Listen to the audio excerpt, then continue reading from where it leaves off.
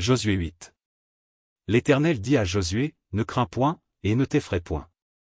Prends avec toi tous les gens de guerre, lève-toi, monte contre Haï. Vois, je livre entre tes mains le roi d'Haï et son peuple, sa ville et son pays. Tu traiteras Haï et son roi comme tu as traité Jéricho et son roi, seulement vous garderez pour vous le butin et le bétail. Place une embuscade derrière la ville.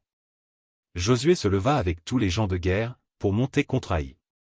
Il choisit 30 000 vaillants hommes, qu'il fit partir de nuit.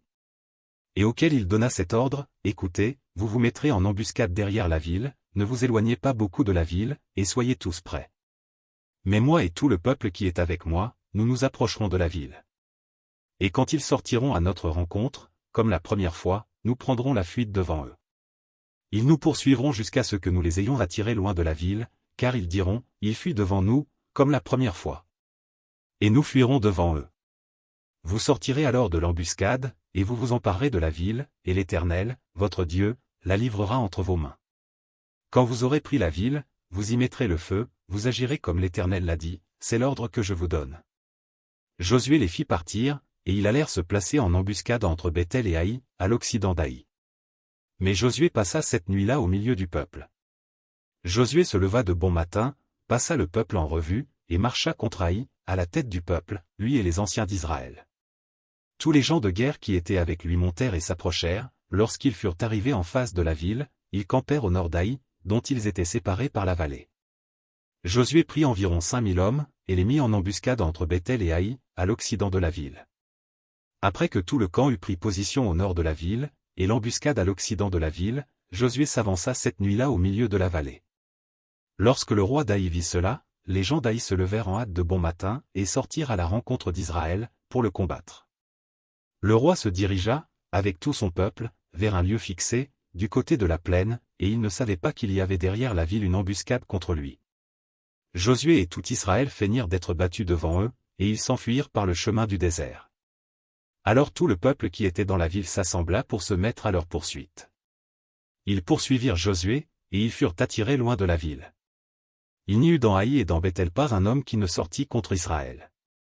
Ils laissèrent la ville ouverte, et poursuivirent Israël. L'Éternel dit à Josué, étends vers Haï le javelot que tu as à la main, car je vais la livrer en ton pouvoir. Et Josué étendit vers la ville le javelot qu'il avait à la main. Aussitôt qu'il eut étendu sa main, les hommes en embuscade sortirent précipitamment du lieu où ils étaient, ils pénétrèrent dans la ville, la prirent, et se hâtèrent d'y mettre le feu.